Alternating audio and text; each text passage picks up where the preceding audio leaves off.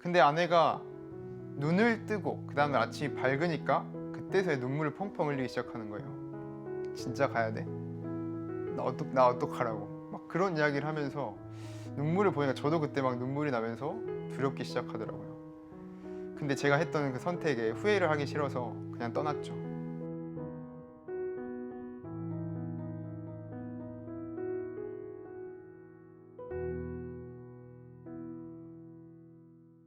안녕하십니까. 저는 간호사를 간호하는 간호사이고 널스노트 대표인 오소훈이라고 합니다. 여러분 혹시 최근 이 코로나 상황에 대한 두려움 어떻게 지금 극복하고 계시나요? 이 두려움이라는 녀석은 사실상 실체가 없어가지고 뭐 정말 작은 것도 굉장히 크게 느껴질 수도 있고 정말 큰 것도 또 그냥 아무렇지도 않게 느껴질 수도 있죠. 최근 코로나 블루라고 해서 막 우울감이나 그런 불안감들이 몰려오기도 하는데요. 제가 오늘 나눌 그 두려움은 3월에 괴담이라고 불렸던 그 청도 대남병원에서 제가 의료 지원을 했을 때 느꼈던 두려움과 그것들을 어떻게 극복해 나갔는지 이야기를 나누려고 합니다. 2월에 제가 간호협회 호소문을 보았어요. 그 간호협회 호소문은 대구 경북 지역의 의료진들이 부족하다. 그래서 지원을 해달라. 라는 호소문이었는데요. 저는 그날이 아내에게 된통 혼이 난 날이라 잊을 수가 없습니다. 왜냐하면 그때 저는 신혼 5개월 차 신혼부부였고 그리고 아내는 어린이집 교사였어요. 그러다 보니까 아내가 당연히 이제 반대를 했고 저는 그냥 아 그래 내가 이 마음 접어야겠다 라는 그런 마음이었죠. 근데 약 이틀이 지나니까 코로나 환자가 800명대에서 또 900명대 심지어 1000명대까지 이렇게 늘어나는 것들을 좀 보면서 미친 듯이 두려움이 찾아오는 거예요. 아 이제 어떻게 된 상황이지? 근데 그 두려움 너머에는 그곳에서 일하고 있는 의료진들은 또 얼마나 두려울까 그런 생각들이 들기 시작하는 거죠. 그래서 막 궁금하기도 하고 제가 간호사를 돕는 간호사이기 때문에 그 현장에 가지 않고서는 제가 그 두려움을 해결할 수 있는 방법을 찾지를 못해가지고 아무에게도 말을 하지 않고 일단 그 의료 지원사를 지원을 하고 봤습니다. 근데 3일 뒤에 딱 연락이 오더라고요. 그래서 3일 뒤에 연락이 오면서 정말 청도로 오라는 그런 전화였어요. 근데 청도라는 곳은 제가 처음 듣는 곳이었기 때문에 정확히 어디로 가면 되냐고 물어봤는데 수화기가 더듬대기 시작하는 거예요.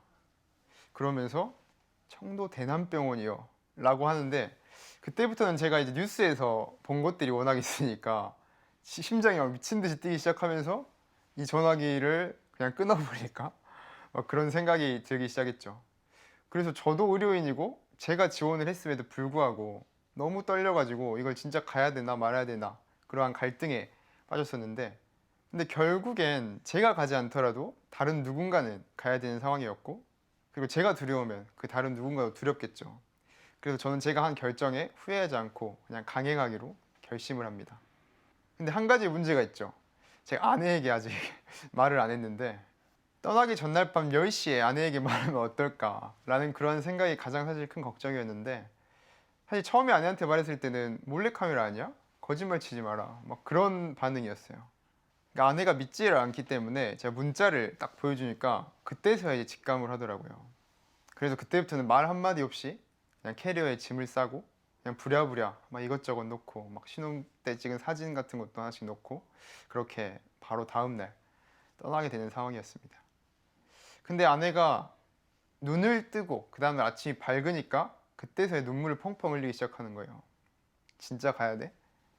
나 어떡하라고 막 그런 이야기를 하면서 눈물을 보니까 저도 그때 막 눈물이 나면서 두렵기 시작하더라고요. 근데 제가 했던 그 선택에 후회를 하기 싫어서 그냥 떠났죠.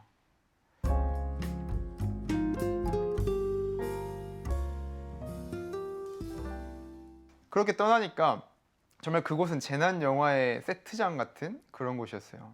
개미 새끼 한 마리가 없는 막 그런 표현이 있을 정도로 저는 그게 실감이 났었고 실제로 그 특별대책 지원단이라고 꾸려졌었는데 막 칠판 같은 곳에 사망자 몇 명, 확진자 몇 명, 막 분주하게 막 이것저것 움직이고 막 이것저것 전화벨 울리고 그런 상황이 저에게는 전시 상황과도 같은 그런 느낌이었습니다.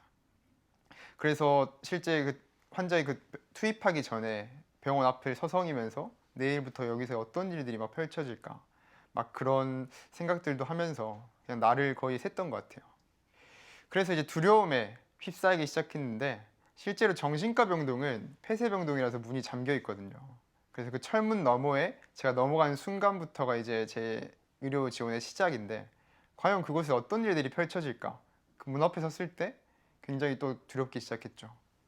그래서 그 문을 열고 들어가는 순간 이제 아비규환이라는 말이 이럴 때 쓰이는 말일까? 왜냐하면 곳곳에서 막 비명 소리가 들려요. 정신과 질환 환자다 보니까. 그리고 환자들이 막 복도에 널브러져 있기도 해요. 그리고 막 검사를 막 거부하면서 소리를 지르기도 하시고 실제로 난폭하게 행동하는 분이 계시기 때문에 언제 어디서 일촉즉발의 그 상황이 일어날지 모르는 거죠. 그리고 하루에도 수십 번씩 이제 환자분들이 보호자가 왔으니까 나를 내보내달라. 왜 나를 가둬놓냐. 그런 말을 하기도 하시고 그리고 실제로 주요 검사를 거부하시는 환자들 그런 것들을 하루에도 수십 번씩 겪다 보니까 체력적으로도 정신적으로도 힘들었죠. 근데 무엇보다 또 가장 힘들었던 건 체력적인 것보다는 정신적인 두려움과 감염에 대한 공포였어요. 왜냐하면 이렇게 난폭한 환자들이 나의 마스크를 벗길 수도 있는 거고 나의 고글을 벗길 수도 있고 심지어 저는 실제로 일을 하다가 모서리에 찍혀서 방호복이 찢겼던 적도 있어요. 근데 그 상황에서 제가 나갈 수가 없기 때문에 그냥 테이프를 붙여가면서 일을 했던 그런 상황들로 있어서 실제로 그냥 근무가 끝나고 몸이 좀 처지거나 감기 기운이 있거나 열이 조금이라도 나면 그때부터는 진짜 미친 듯이 막 나 감염된 거 아니야? 내가 실제로 감염됐으면 내가 죽을 수도 있는 건가? 그런 생각이 진짜 드는 거예요. 그래서 그 두려움이 저를 엄습했고 막 버틸 수 없는 막 생각에 1차 그 코로나 검사 끝나기 전까지는 전 진짜 뜬 눈으로 막 밤을 지새우기도 했어요.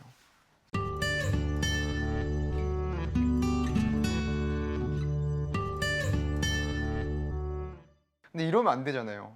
제 스스로도 못 지키고 제가 환자를 지키러 갔는데 제 스스로도 못 지키고 오히려 동료들에게 피해를 주는 상황이 생기니까 이러면 안 되겠다. 그 두려움에 이제 마주해야겠다라는 생각이 들기 시작했어요. 그렇게 두려움에 마주하게 되고 마주하니까 어떻게든 정의를 내려야죠. 내가 이 두려움을 극복해낼 수 있는 존재라는 스스로 정의를 내리기 시작했고 그런 정의가 내려지니까 내가 해야 될 일이 보이더라고요. 그리고 내가 간호해야 될 환자들이 보이고 그런 상황에서 그렇게 환자들이 보이니까 그 환자가 또 그냥 환자가 아니라 그냥 사람으로 보이는 일이 일어났습니다. 왜냐하면 제가 오해를 좀 했던 게 코로나에 걸린 환자들은 그냥 좀비나 이런 호러물에 나오는 그런 감염병의 공포의 대상이라는 오해를 했던 것 같아요. 그렇기 때문에 그냥 그 사람이 코로나에 걸렸다는 이유로 저는 그 사람을 공포의 대상으로 봤고 두려움의 대상으로 봤고 그냥 혐오의 대상까지도 생각이 들었던 거죠. 근데 그게 아니잖아요. 지금 생각해보면 굉장히 웃긴 게 정신과 질환 환자잖아요, 그들이. 그럼 그들은 지금 코로나에 걸린 지 자기가 왜 여기 있는지도 모르시는 분들이에요.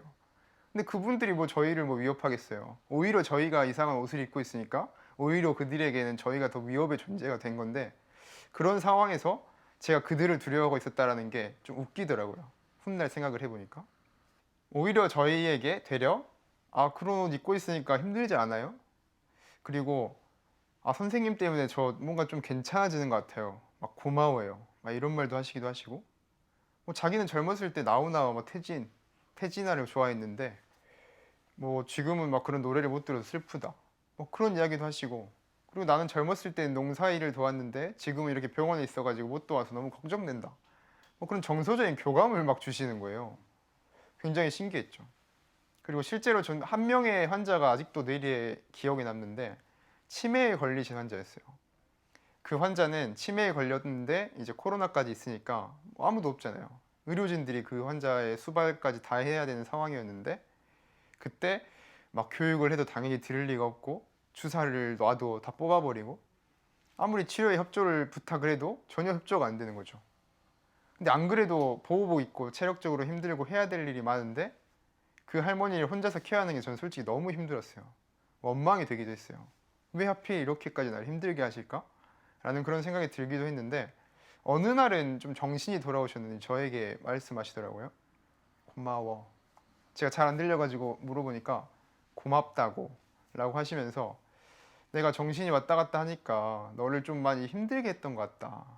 미안하다 라고 하시면서 다시 한번 고맙고 나 한번 잘 이겨내 보겠다 이렇게 말씀을 하시는데, 와, 그때는 진짜 제가 이때까지 겪었던 모든 두려움들, 뭐 체력적인 한계들, 공포들, 그런 것들이 싹 녹아내리기 시작하더라고요. 그리고 환자뿐만 아니라 주변을 돌이켜 봤을 때 저희에게 큰 힘이 되는 것들이 많았는데, 그중 한 개가 이제 또 동료였어요. 실제 전쟁이 났을 때 그 전우회가 얼마나 또 강력한지 다들 잘 아시겠지만, 이것도 저는 전시 상황이라고 생각했기 때문에 그 의료진들 간의 전우회가 굉장히 강해지더라고요. 실제로 제가 해야 되는 일이 막 돼 있어가지고 누가 했지? 라고 보는데, 너 아까 그 환자 때문에 많이 힘들어가지고 내가 그냥 대신 다 해버렸다, 막 그런 상황도 있었고, 실제로 내가 그냥 너가 힘드니까 더 들어가겠다, 너 들어가지 말아라, 막 이런 일들이 막 곳곳에서 일어나는 거예요.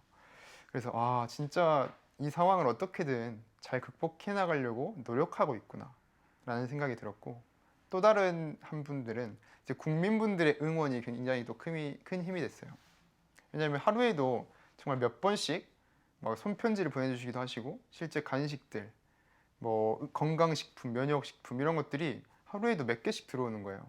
근데 그런 것들이 물질적인 걸 떠나서 우리들이 잊혀지지 않았구나, 그리고 이들도 각자의 자리에서 우리를 도와주기 위해서 이렇게 노력하고 있구나 라는 게 이제 생각이 드니까, 이게 혼자서 하는 게 아니었구나.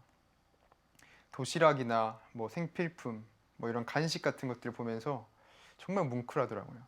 그래서 지금까지 있었던 혼자가 아닌, 지금 나는 환자들, 그리고 동료들, 그리고 나아가서는 국민들과 함께하고 있어서 이 상황을 극복해낼 수 있겠다라는 그러한 생각이 들게 되었죠. 그래서 저도 거기에 뭔가 보답을 하고 싶었어요. 그리고 제가 받은 그 용기와 희망을 전파를 하고 싶어가지고 실제로 작은 팻말을 제가 만들어서 코로나 현장에 있는 뭐 의료진들 응원합니다 라는 그 캠페인을 시작하게 되었죠.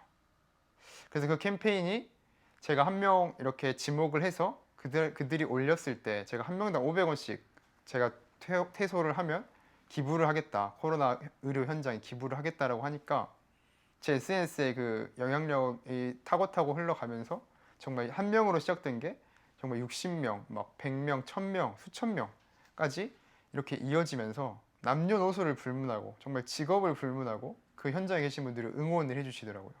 그러한 행동들이 정말 직접 수천 명이 참여하고, 그리고 SNS에 수백만 명에게 공유가 되면서 정말 많은 분들에게 위로와 용기를 전해드릴 수 있었어요. 그리고 이러한 모든 이야기들을 저는 최근에 간호사를 간호하는 간호사라는 책을 출간해서 국민분들에게 또 용기를 드리고, 또 그때 했던 약속을 지키기 위해서 그때 제가 약속했던 금액을 대구 동산병원에 전달 드리면서 많은 분들에게 또 위로를 드릴 수가 있었습니다.